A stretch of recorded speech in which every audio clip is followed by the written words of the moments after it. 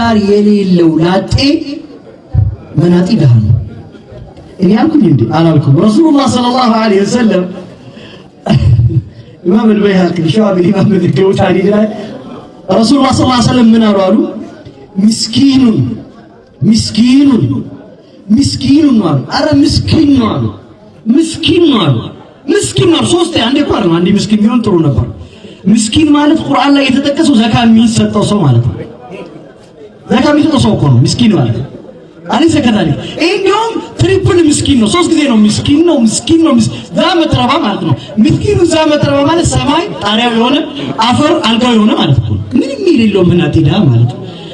ከዛ ማን ነው ሲሏቸው ረጁሉ ለይሰት ለሁ ምራአቱን አሉ። ወንድ ነው ሚስት የሌለው አሉ። ወይ ካነ ከثير المال ያሉ ገንዘብ በጣም ብዙ የሚኖረው አሉ።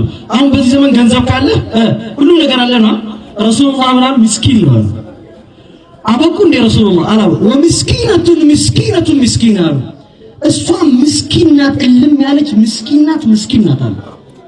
ምራአቱን ليس لها زوج ሴቲቷ ባል የሌላት እንደሆነ ወይ ካነት كثيرة المال እንደው غنية مكثرة ብትሆን እንኳን በቃ ልም ያለች ሀብታም ብትሆንም እንኳን አሉ።